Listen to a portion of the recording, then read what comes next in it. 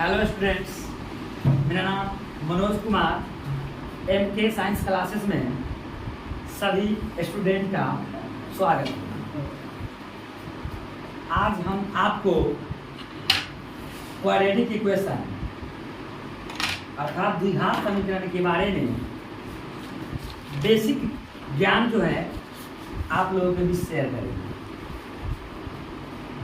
तो सबसे पहले हम जानें कि ये द्विघात समीकरण एक्चुअल में होता क्या है।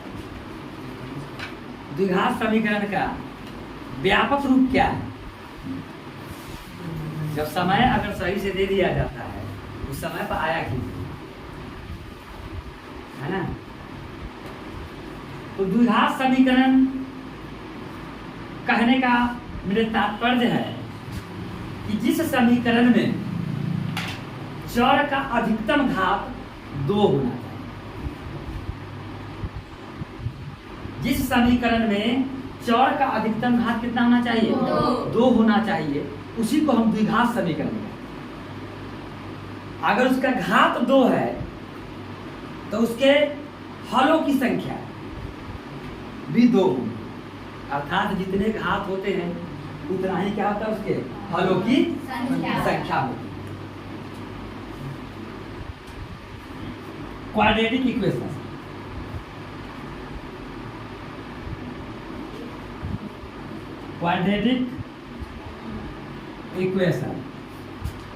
द्विघात समीकरण द्विघात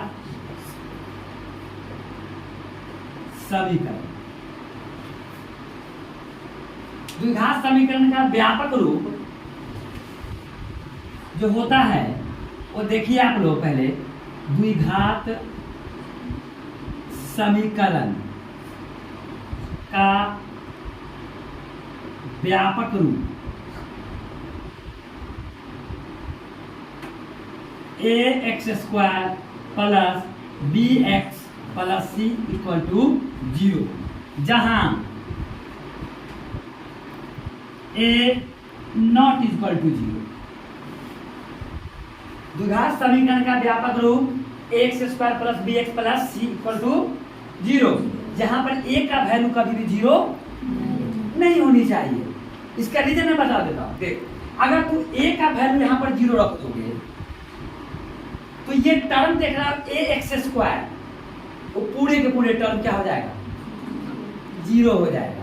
और जब ये 0 हो जाएगा तो फिर समीकरण जो बच जाएगा वो bx प्लस c बचेंगे। क्या बचेंगे? bx प्लस c बचेगा। और bx प्लस c में चर जो है x है, उसका घात कितना हो जाएगा? 1 हो जाएगा। तब वो द्विघात नहीं बचेगा, तब वो रैखिक समीकरण। इसको निकाला कहां से गया था समझ लीजिए कि हम लोग द्विघात बहुपद पढ़ते हैं, पॉलिनोमियल का स्टडी करते हैं।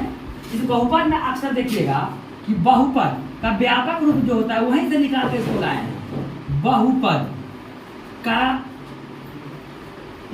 व्यापक रूप जो होता है वह px बराबर a x के power n plus b x के पावर n-1 जोड़ c x के पावर n-2 जोड़ d x के पावर n-3 डॉट डॉट कहाँ तक चले जाइए।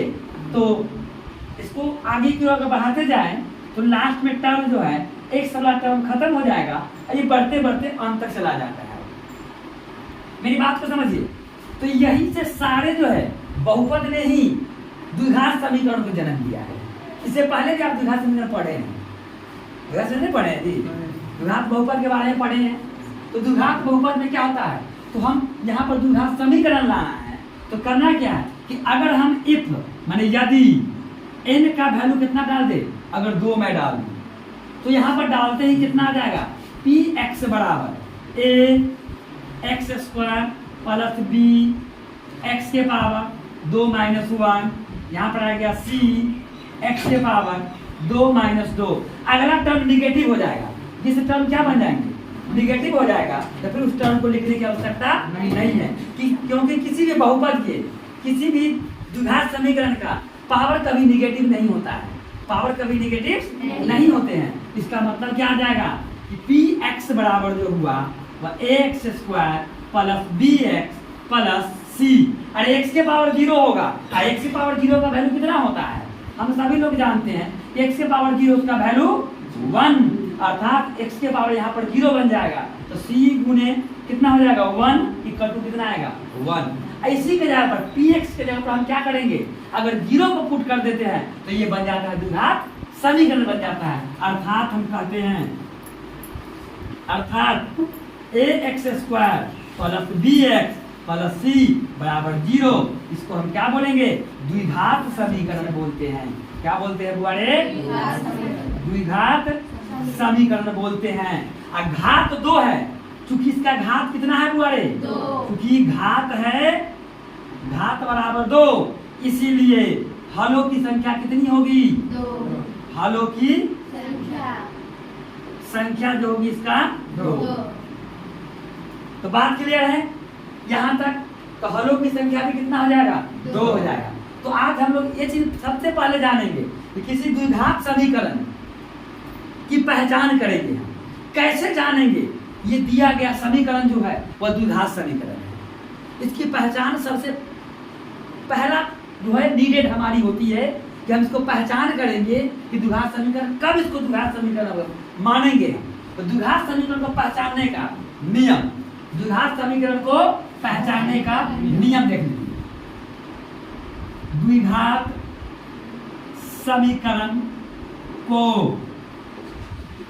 पहचानने के नियम, अच्छा तरह समझिए इन चीजों को। एक बार तेरे दिमाग में अगर ये चला गया ना, तो फिर आपको इस द्विघात का जो भी समस्या होगा वो इजी वे से आप सॉल्व कर सकते हैं।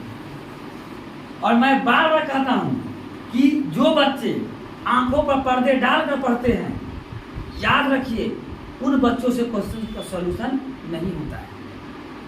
और क्वेश्चन बनाने के लिए बेसिक जरूरी होता है। जिन बच्चे के पास बेसिक हैं वह किसी भी राइटर का क्वेश्चन को सॉल्व कर सकता है। अगर आपका बेसिक नहीं है, 2, 4, 5 क्वेश्चन बुक का होगा, एनसीईआरटी का होगा, उसको आप सोल्यूशन कर लीजिए।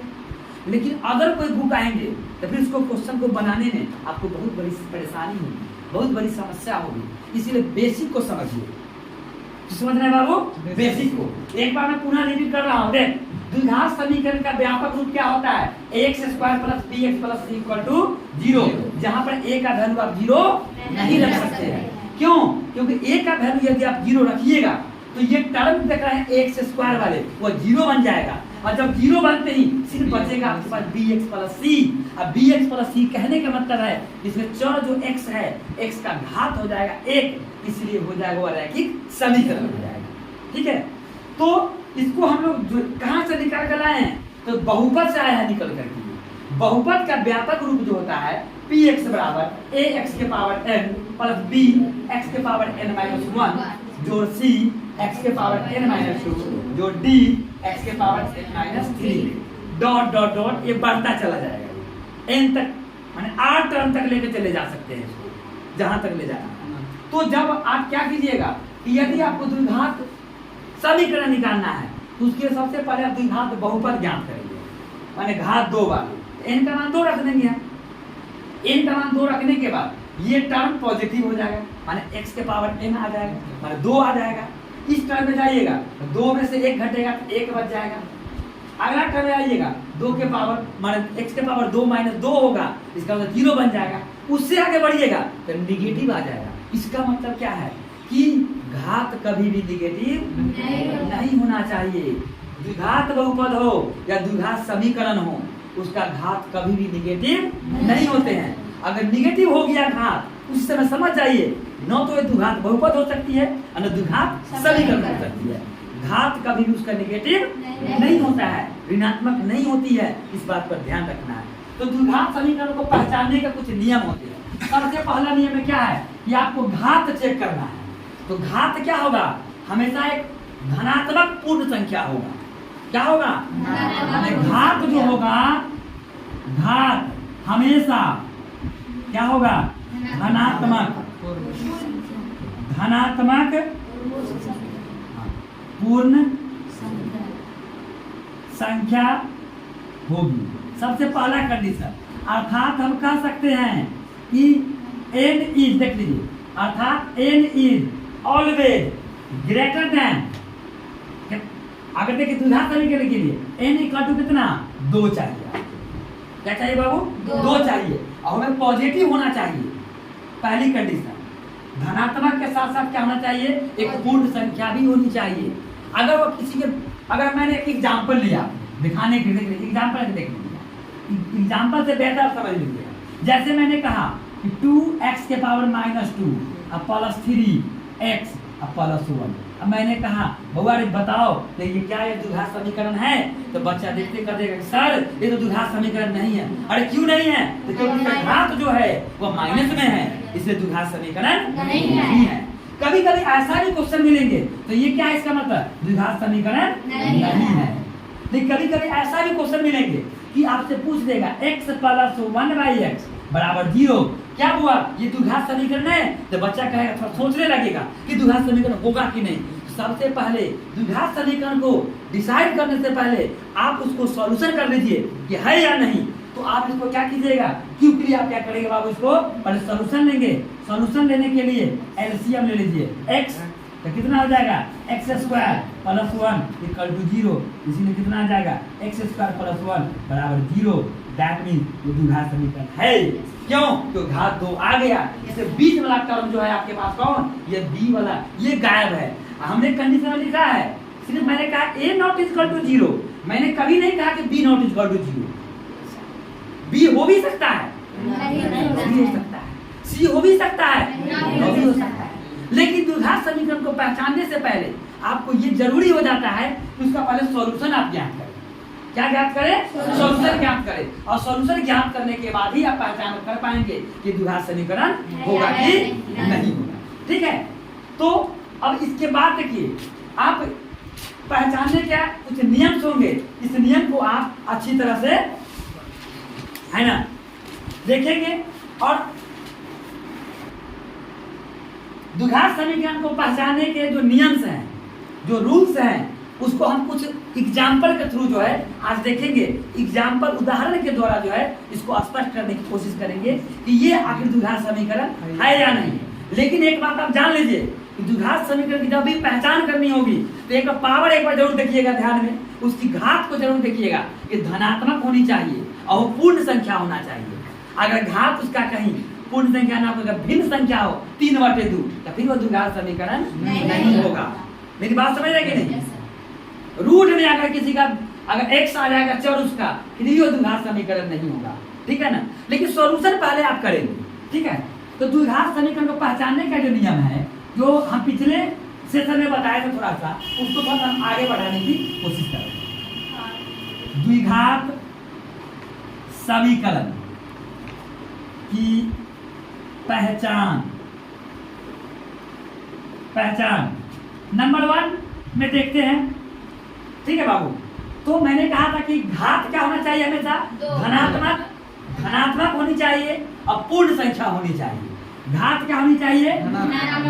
घात हमेशा धनात्मक व पूर्ण संख्या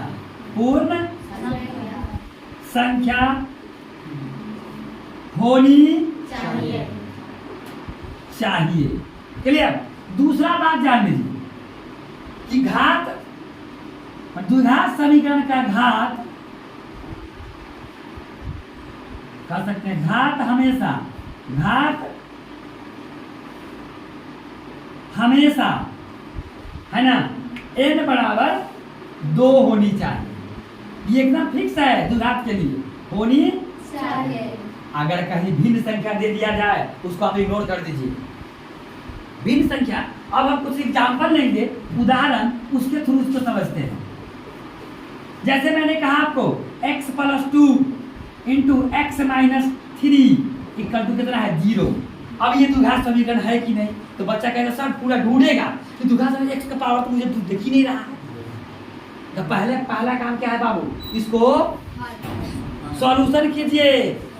और इसका जो व्यापक रूप है उसमें लाने का प्रयास करें, x square plus B x plus c के रूप में लाने का प्रयास करें और इसके बाद घात की पहचान करेगा।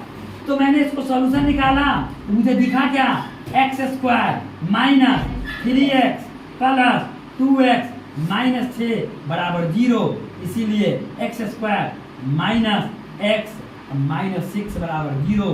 अतः घात कितना हो गया, अतः घात जो हुआ 2, इसीलिए क्या है, द्विघात समीकरण है, द्विघात समीकरण है। मेरी बात समझ में आया?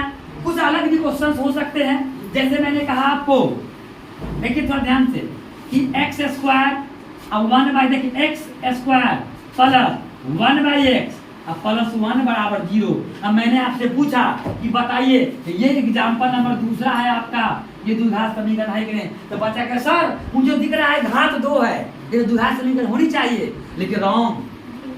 कोई बच्चा अगर द्विघात समीकरण है तो ये रॉन्ग है, क्योंकि सबसे पहले आपको उसको स्टैंडर्ड फॉर्म में लाना है। द्विघात समीकरण का स्टैंडर्ड फॉर्म जो होता है वह एक्स स्क्वायर प्लस क्या होता है, बी एक्स प्लस सी बराबर 0। सबसे पहले आपको इस फॉर्म में इसको लाना है।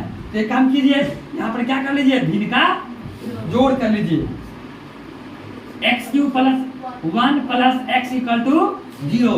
अब क्रॉस गुना कीजिएगा, X cube plus X plus 1 बराबर कितना, 0। अब बताइए घात कितना है, अरे घात कितना है, अरे चर जो हुआ चर x है और x के ऊपर जो है महत्तम घात कितना है, 3 है, इसलिए समीकरण का जो है वह घात 3 हुआ, अर्थात ये द्विघात बहुपद न होकर के क्या है, ये द्विघात हुआ, क्या हुआ रे, द्विघात बहुपद है। तो मुझे ये बात आप लोगों से, इन चीजों को मैं उम्मीद लगा सकता हूँ कि आपको द्विघात समीकरण की पहचान आ गई हो। और भी सारे एग्जाम्पल्स हो सकते हैं। तो ये द्विघात समीकरण है जी, नहीं है, इसको क्रॉस कर दीजिए, तेरा त्रिघात हो गया ना। मैंने कुछ और भी एग्जाम्पल दे रखा हूँ मैं, एक्स स्क्वायर प्लस, देख लीजिए, X square plus 2 root X plus 3 बराबर 0। मैंने पूछा एग्जाम्पल नंबर 3 के बारे में, क्या आप बता सकते हैं क्या ये द्विघात समीकरण है? नहीं है, क्योंकि चर जो इसका x जो है आप उसको देख रहे हैं, चर कितने हैं, रूट में इंक्लूड हो चुका है, इसलिए द्विघात समीकरण नहीं है। इसका चर कभी भी रूट में नहीं होनी चाहिए, क्योंकि घात जखनिए इसका भिन्न संख्या में आ गया तखनिए आपको इसको खत्म कर देना है कि द्विघात समीकरण अंदर में नहीं आने जा रहा है। ठीक है, तो ये पहचानने का नियम आया। लेकिन आज मैं बताने जा रहा हूँ द्विघात समीकरण की बात करें, द्विघात समीकरण भी 2 प्रकार के होते हैं, एक होता है शुद्ध वाले, एक अशुद्ध वाले। तो दोनों की बात करने जा रहा हूँ। द्विघात समीकरण कितने प्रकार के हो जाते हैं, 2 प्रकार के होते हैं।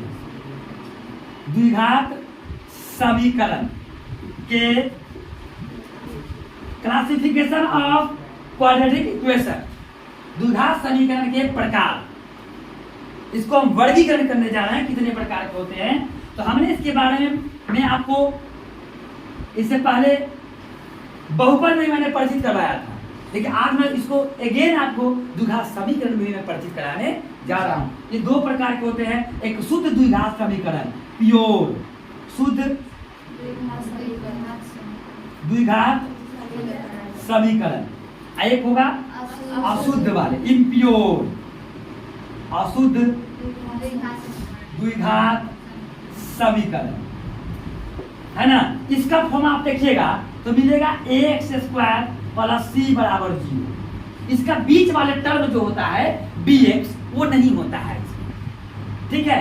और ये अशुद्ध वाले जो होते हैं वो ax square plus bx plus c बराबर 0, ठीक है बाबू।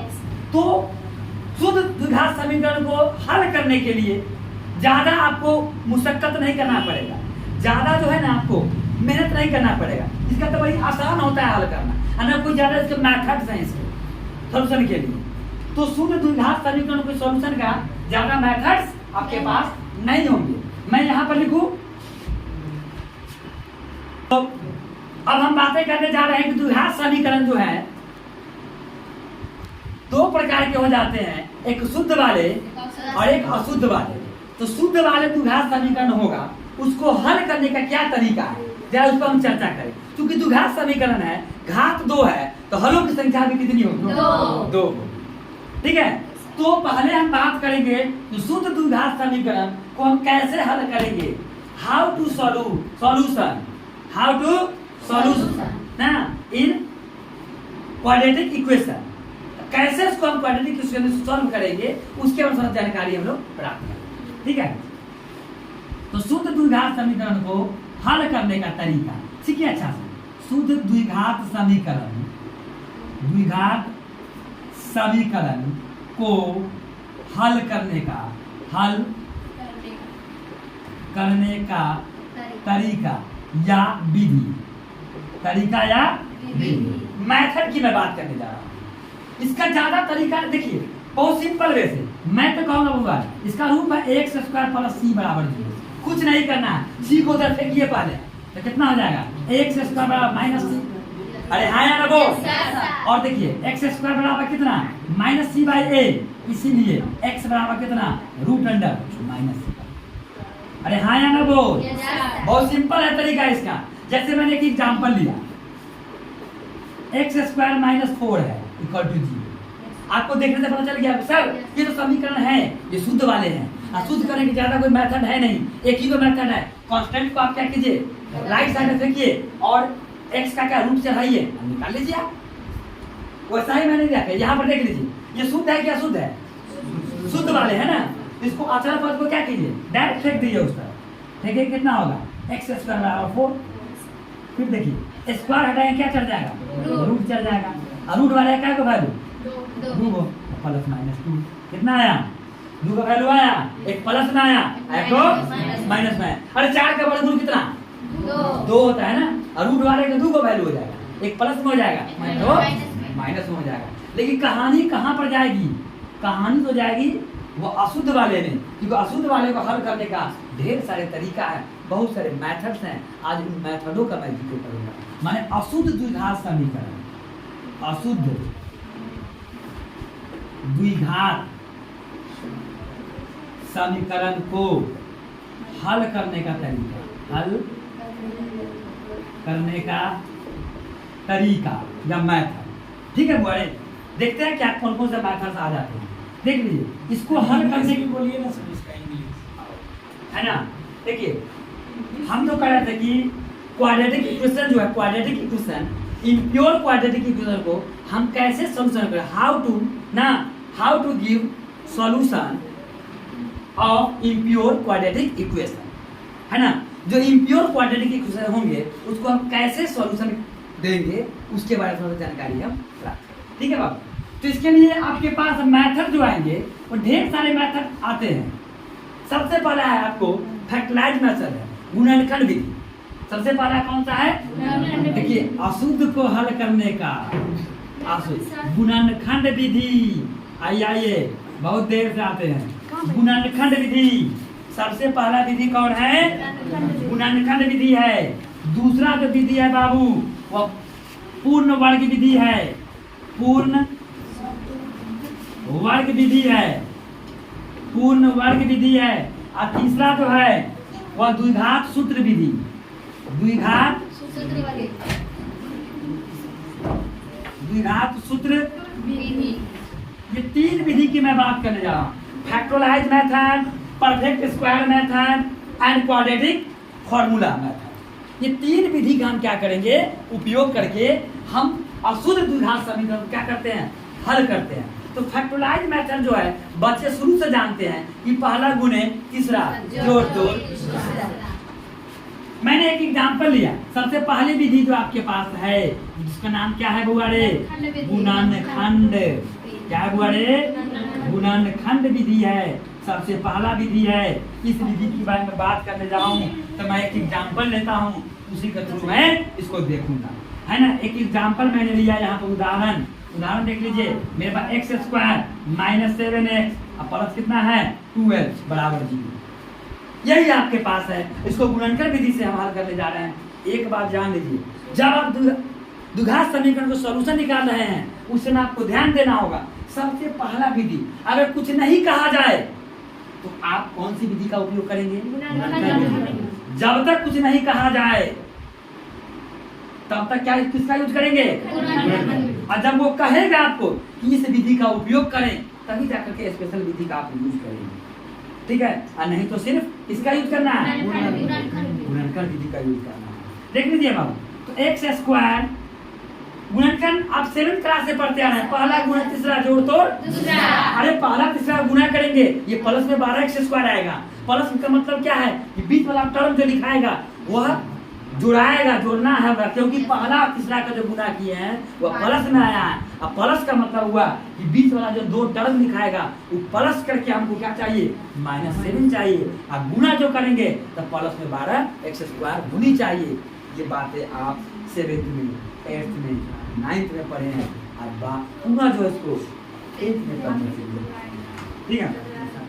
देखिए तो 3x - 4x + 2 है इक्वल टू 0। और x कॉमन निकाल लीजिए, x - 3, 4 कॉमन निकालिए, x - 3 इक्वल टू 0। या इसीलिए कितना हो जाएगा बुआरे, x - 4 और दूसरा का x - 3 बराबर 0। अब क्या यहाँ पर करेंगे आप, लिखेंगे जब, क्या लिखेंगे बुआरे, जब x - 4 इक्वल टू 0, इसीलिए x बराबर कितना हो जाएगा, 4 आया। या फिर लिखेंगे x - 3 इक्वल टू 0, इसीलिए x बराबर कितना हुआ, 3 हो गया। अतः लिखेंगे, क्या लिखेंगे, देयरफॉर या अतः हल बराबर कितना हो जाएगा, कितना हो गया, हल x बराबर, बोलिए देखो कितना आ गया हुआ, 3 आया तो यही इसके क्या है, हल है। द्विघात समीघात 2 था, इससे 2 आ गए, आया कि नहीं। तो ऐसा आपको ढेर सारे क्वेश्चन मिलेंगे, लेकिन गुणनखंड विधि से सॉल्यूशन निकालने का तरीका यही है कि पहला गुणे जोड़ तोड़ दूसरा का इस्तेमाल करना है। उसी विधि के बेस पर हम क्या करते हैं, इसको सॉल्यूशन निकालते हैं। कोई दिक्कत। अब हम बातें करेंगे और पूर्ण वर्ग विधि की बात करेंगे। तो पूर्ण वर्ग विधि एक थोड़ा सा एक बेहतर मेथड है। इसमें थोड़ा सा बच्चा को दिमाग चाहिए, हार्ड नहीं है, लेकिन थोड़ा दिमाग बच्चों को होना चाहिए कि हम कैसे इसको हम सॉल्व करेंगे। तो पूर्ण वर्ग विधि जो है हम नेक्स्ट सेशन के अंदर में इसको देखेंगे। तो हम इम्प्योर क्वाड्रेटिक इक्वेशन को सॉल्व करने का जो एक सेकंड मेथड है, जिसका नाम परफेक्ट स्क्वायर मेथड है, उस विधि से जो है आपको सॉल्व करने का तरीका में कैसे सॉल्व करेंगे द्विघात समीकरण को, वो हम आपको आज बताने जा रहे हैं, ठीक है। तो पूर्ण वर्ग विधि से जो है द्विघात समीकरण को हल करने का तरीका है पूर्ण वर्ग विधि। पूर्ण वर्ग विधि द्वारा, पूर्ण वर्ग विधि द्वारा द्विघात समीकरण, द्विघात समीकरण को हल करने का कौन चीज का तरीका या विधि दोनों चलेगा। तरीका भी चल सकता है और मैथड ही तो है, मैथड है ना। जैसे देखिए अब बच्चा कहेगा सर ये पूर्ण वर्ग विधि होता क्या है और इसमें होता क्या है, तो हमको सबसे पहले पूर्ण वर्ग बनाना होगा, स्क्वायर प्रिपेयर करना होगा, स्क्वायर तैयार करना होगा। अगर हम कैसे तैयार करेंगे जरा हम उसी पर चर्चा आज करेंगे, आपको कैसे तैयार करेंगे। हम तो व्यापक इक्वेशन जो है ना उससे भी आपको सोल्यूशन निकालना मैं बता दूँ, उससे भी मैं आपको बता दूँ, लेकिन एक एग्जाम्पल लेकर चलेंगे तो थोड़ा सा बेहतर होगा। हालांकि देखिए पिछले जो क्लास में जो मैंने आपको बताया, जिसका मैंने हल करके 3 और 4 दिया था, उसी क्वेश्चन को जो है हम पूर्ण वर्ग विधि से हल करके बताते हैं। जब दूसरा भी लेकर के बताएंगे तो कोई दिक्कत नहीं। जैसे मेरे पास जान लीजिए ये है 2x स्क्वायर, कितना हुआ है 2x square minus x, 2x square minus x अब -3 इक्वल टू 0। इसको हमें पूर्ण वर्ग विधि से निकालना है सॉल्यूशन, क्योंकि द्विघात समीकरण है। हाँ या ना बोल, ये द्विघात समीकरण है या नहीं? कैसे द्विघात समीकरण है? तो चरों का घात जो है, अधिकतम घात जो है वो कितना है 2 है। और जब अधिकतम घात 2 होगी इसका मतलब क्या है, अधिकतम घात जो 2 होगी इसका मतलब क्या है, ये द्विघात समीकरण है। क्या है हुआ, द्विघात समीकरण। जाओ पीछे बैठो।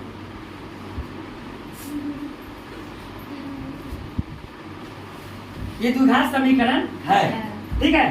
तो पूर्ण वर्ग विधि से क्वेश्चन को सॉल्यूशन निकालने के लिए सबसे पहला मेरा टारगेट क्या होता है कि x स्क्वायर के गुणांक की पहचान करें आप। किसकी पहचान करना है? एक्स स्क्वायर के गुणांक की पहचान करे। और एक्स स्क्वायर का गुणांक कितना है? 2 है। तो सबसे पहले आप क्या कीजिएगा कि दोनों तरफ 2 से भाग देना है। जितना गुणांक होगा एक्स स्क्वायर का उसी से भाग देना है हमेशा। मेरी बात समझ में आई? और जो मैंने बोला वो चमका कि नहीं? और याद रखिए ये बात आपको सपनों में भी याद आना चाहिए कि इसके गुणांक जो होते हैं उससे आपको क्या करना है? भाग देना है। किससे भाग देना है? गुणांक से, चाहे गुणांक कुछ भी हो। तो सबसे पहले क्या लिखेंगे कि 2 से दोनों तरफ क्या करने पर? दोनों तरफ भाग देने पर। अगर आप भाग दीजिएगा तो क्या मिलेगा? 2x square by 2 minus x by 2 minus 3/2 0/2। कितना आ जाएगा बुआरे? तो यहाँ लिख सकते हैं हम यहाँ पे एक्स स्क्वायर दूसरे तो कब मर जाएगा ना? ये तो मर गया। माइनस 1/2 एक्स आएगा माइनस 3/2 और 0 में कुछ भी से भाग दीजिएगा तो कितना बचेगा? 0। अरे भाग का मतलब क्या है? कम जाना। भाग का मतलब क्या है? कम जाना। और 0 तो एक समुंदर है, उसमें से कितनों पानी निकाल लीजिएगा, क्या समुद्र का लेवल घटने वाला है? नहीं। 2 से भाग दीजिएगा उसमें कोई फर्क नहीं पड़ने वाला। ठीक है। अब क्या करेंगे बाबू? देख लीजिए, अब हमारा कॉन्सेप्ट क्या हुआ है कि पूर्ण वर्ग बनाना है। क्या करना है? अब बताइए। तो ये देखिए पहला क्या हो जाएगा? ए स्क्वायर, पहला को स्क्वायर कर लिए और यहाँ पर अगर माइनस का चिन्ह हो तो समझ जाए कि हमको ए माइनस बी का होल स्क्वायर तैयार करना है। अगर यहाँ पे माइनस हो जाए सेकेंड स्टेज में, सेकेंड टर्म के साथ अगर माइनस हो तो समझ जाइए आपको समझ जाना है कि हमें क्या तैयार करना है? ए माइनस बी का होल स्क्वायर। माइनस देखते ही बच्चे कहेगा जी सर मैं समझ गया कि वहाँ पर क्या तैयार करना है? ए माइनस बी का होल स्क्वायर। क्या तैयार करना है? ए माइनस बी का होल स्क्वायर तैयार करना। तो ए स्क्वायर तो बन गया, तो लिखेंगे 2 ए तो क्या है? एक्स है 2a। अब b, और ध्यान रखिएगा कि b कितना लिखेंगे? x तो मेरे पास आ गया 2, ये 2 एक्स्ट्रा हो गया है। देखिए यहाँ पर एक्स्ट्रा है कि नहीं? गुना में क्या 2 था कहीं? 2 था कहीं? नहीं था, ये 2 एक्स्ट्रा हो गया है। इसका मतलब क्या है? अगर 2 से गुना हुआ है तो 2 से आपको भाग भी देना पड़ेगा। क्या करना पड़ेगा? तो इसका मतलब पहले से 2 था भाग में, एक तो और 2 आ जाएगा तो कितना हो जाएगा? 4 हो जाएगा। माने ये हो गया 1/4। तो देखिए ए स्क्वायर माइनस 2ab, b का वैल्यू कितना हो गया? 1/4। ए स्क्वायर हो गया माइनस 2ab आ गया, अब प्लस कितना? b square. अगर ये गुना में आया तो भाग में दिए थे 2 से, तो अगर ये जोड़ में आया तो उसको घटाव में लिखेंगे ताकि समीकरण पर किसी प्रकार का फर्क नहीं पड़े, किसी प्रकार का अंतर नहीं आए। मेरी बात समझ रहे हैं ना? समीकरण में किसी प्रकार का अंतर नहीं आए, इन चीजों को मुझे पहचान करनी है। ठीक है।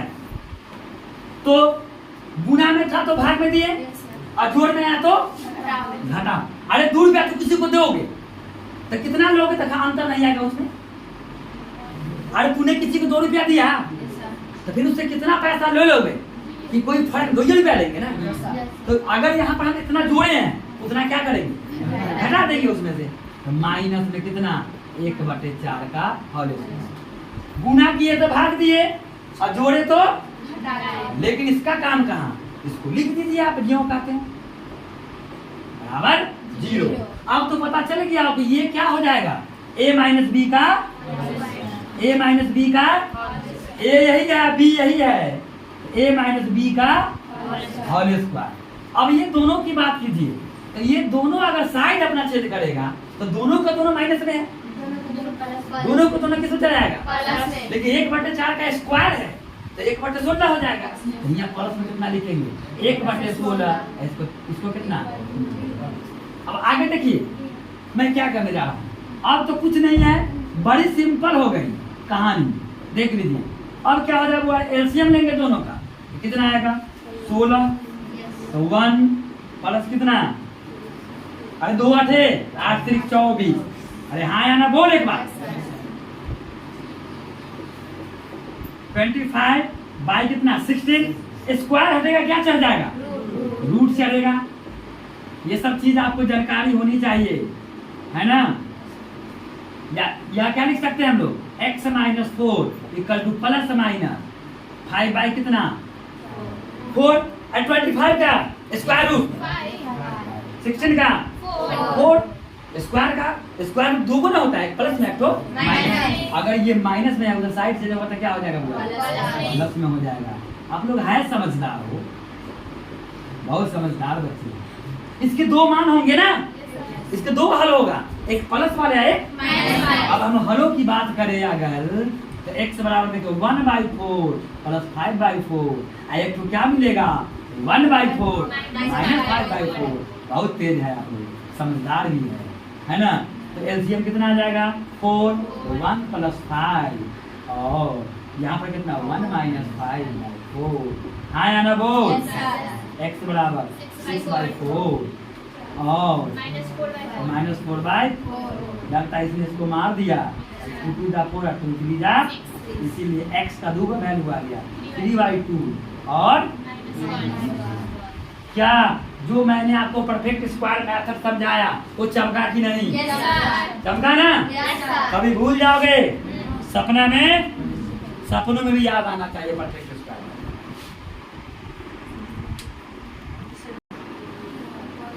चलिए तो अब हम द्विघात समीकरण को हल करने का तीसरा जो मेथड्स है उस मेथड की जिक्र करेंगे। To solve the quadratic equation by using quadratic formula.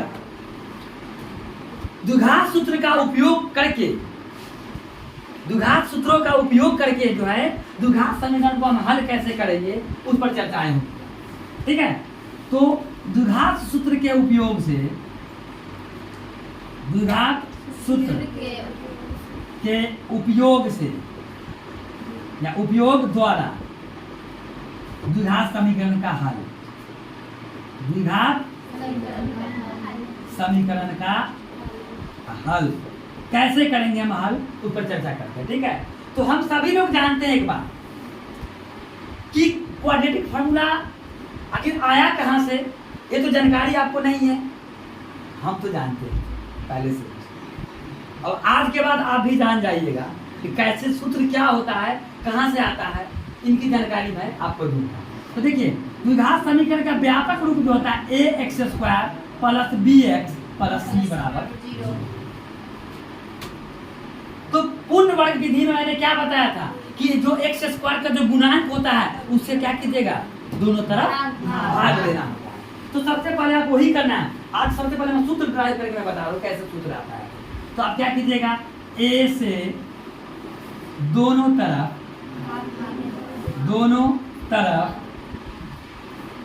भाग देने पर, अब भाग दीजिएगा तो ax² बटे a, bx बटे a, c बटे a बराबर 0 बटे a। आइए x² b by a into x c by a बराबर 0। तो पूर्ण वर्ग बनाइए, x² a² प्लस, अब देखिए यहाँ प्लस आया तो प्लस आते ही बच्चे कहेंगे जी सर मैं समझ गया, यहाँ पर बनेगा a प्लस b का स्क्वायर बनेगा। क्या बनेगा, a प्लस b का होल स्क्वायर क्या होता है, good, a² plus 2ab plus, बहुत अच्छा।